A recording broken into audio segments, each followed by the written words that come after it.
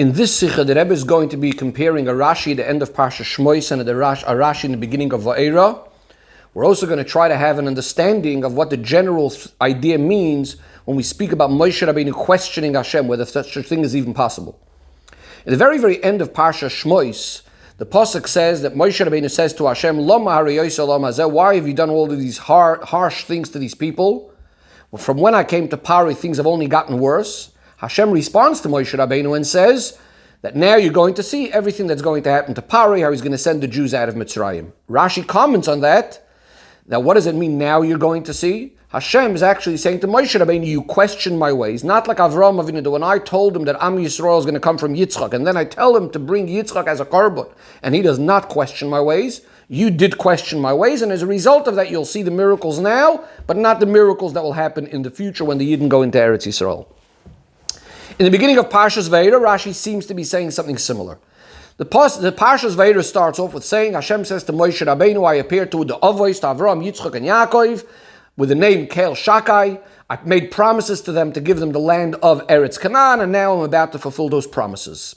Rashi first explains the Psukim exactly as we just said, in the simple way, and then Rashi says that Rabbi Seinu Dershu, that our rabbis came along and expounded that here too, Hashem is really saying something else. Moshe Rabbeinu, you said, Lama Hari Oisa, why have you done all of these harsh things to the Jewish people? Says Hashem, really I should be upset about the fact that the Avos are no longer around. I appeared many times to them with the name Kel Shakai. They never said to me, Mashmech, what is your name? And you, Moshe Rabbeinu, in the beginning of the mission by the burning bush, you started off right away. The Jews are going to say, what's your name? What should I tell them? And then, when I made promises to Avraham, Yitzchak, and Yaakov to give them the land of Canaan, they also could have questioned my ways, because Avraham wants to bury Sarah, he has to pay money for it. Yitzchak digs wells, he's having problems, they're blocking up his wells. Yaakov, once again, has to pay money for a field and a place where to pitch his tent. And they never complained to me that they should have had Eretz Yisrael for free. And yet you, Moshe Rabbeinu, said, Lama Hariyosa. Says Rashi, this medrash does not fit so well with the simple pshat of the psukim. So the Rebbe now compares these two Rashis. Number one, why is it that over here Rashi is bringing all three avos, and at the end of Parsha Shmois he was only bringing a proof and from Avraham Avinu that Avraham Avinu didn't question Hashem's ways. Regarding Avraham Avinu himself, over there in the end of Parsha Shmois, the example was given from the story of the Akedah. Here it's about the fact that he has to pay for the burial of Sarah. And finally, over there in Parsha Shmois, it seemed to be that Rashi was explaining that that's the simple Pshutei Shel Mikra, whereas here Rashi is saying that this is a medrash and it does not fit well with Pshutei Shel Mikra. How do we understand all of this?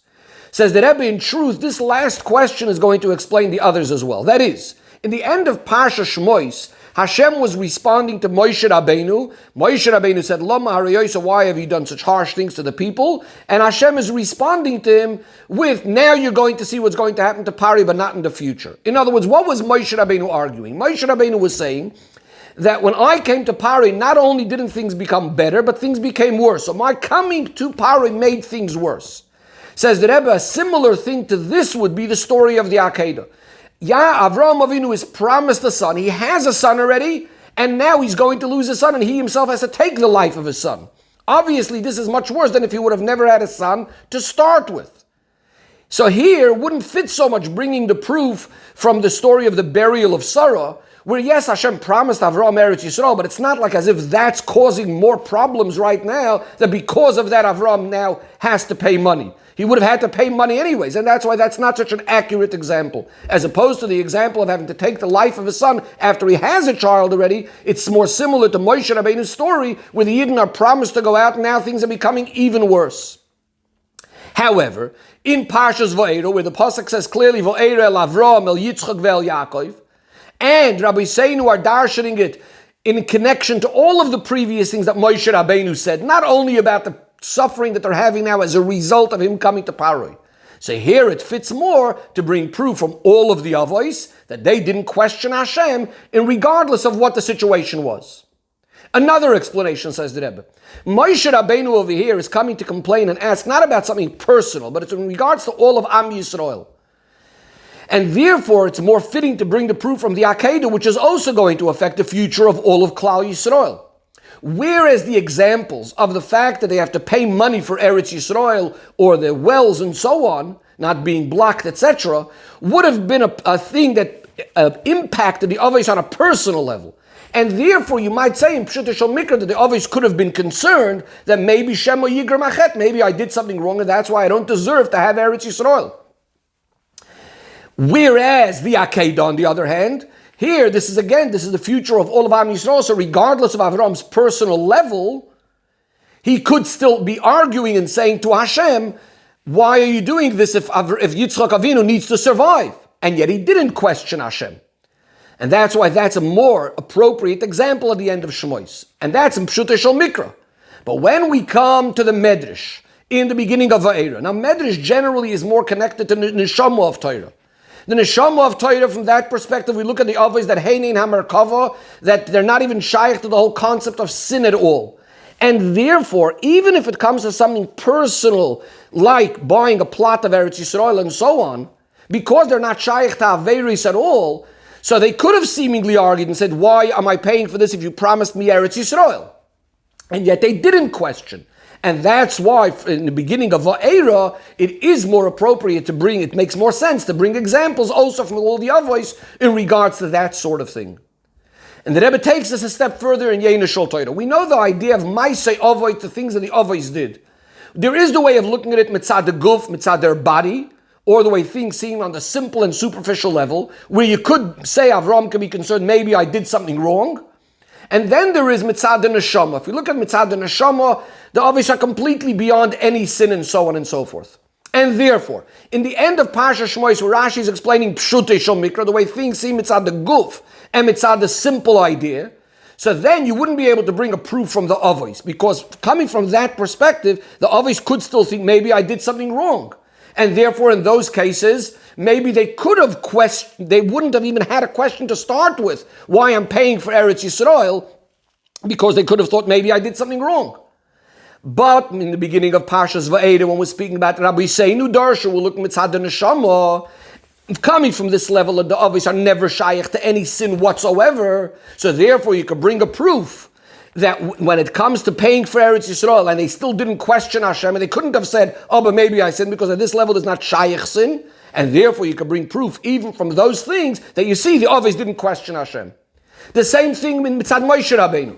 In the end of Parsha Shmois and Pshutei Shel Mikra, it sounds like Moshe Rabbeinu is actually questioning Hashem. And Hashem is saying, you question me, and therefore you're going to be punished.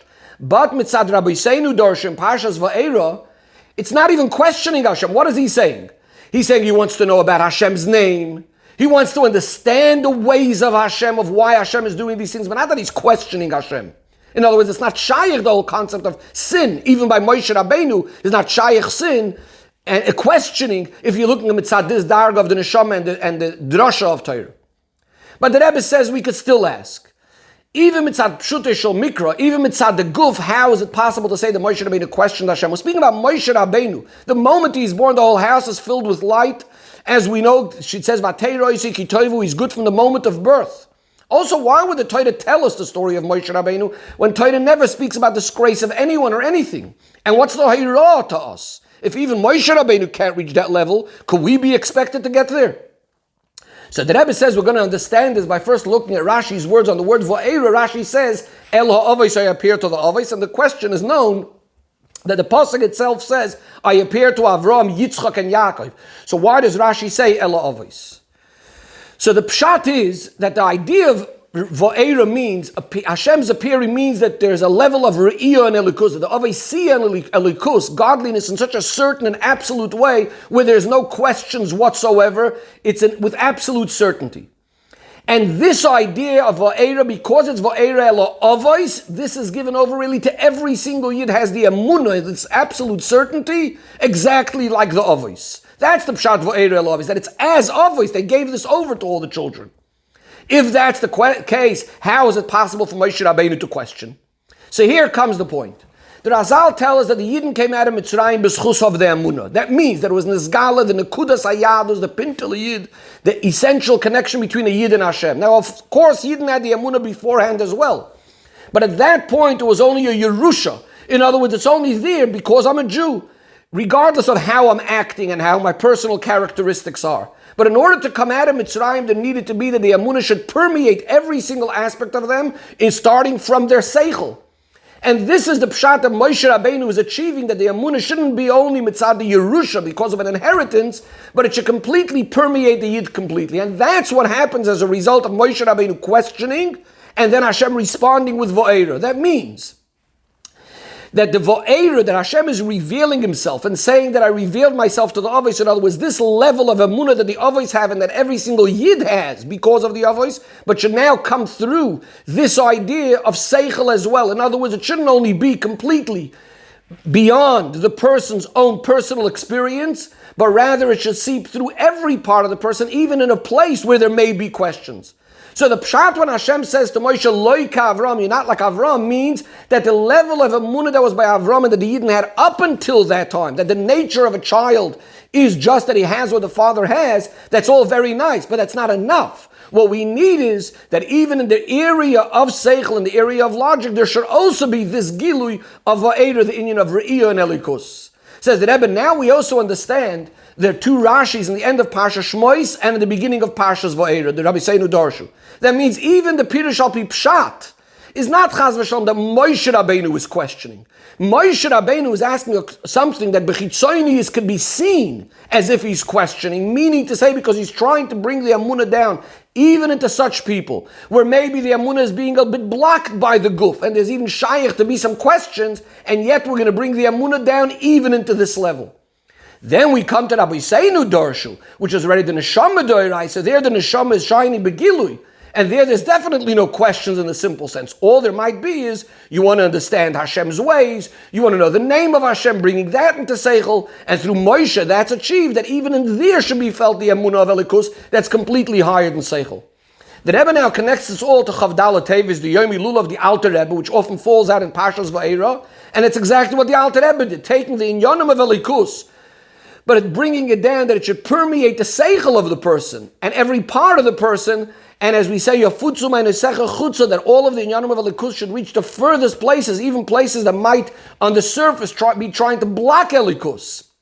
Similar to Moshe Rabbeinu, asking Hashem, but through that itself, it brings down the Va'era Elovis, the Gilui of Hashem, that people should feel the Elikus, even mitzad their own characteristics. And just like by Yetzias Mitzrayim, b'schus of this Amunah, the Geula came in a similar way through Yafutzu by Nesecha Chutza, bringing the deepest Inyanim of Elikus into our Seichel through Chassidus Chabad. We'll have the Geula through Mashiach Tzidkeinu b'meheira v'yameinu mamash.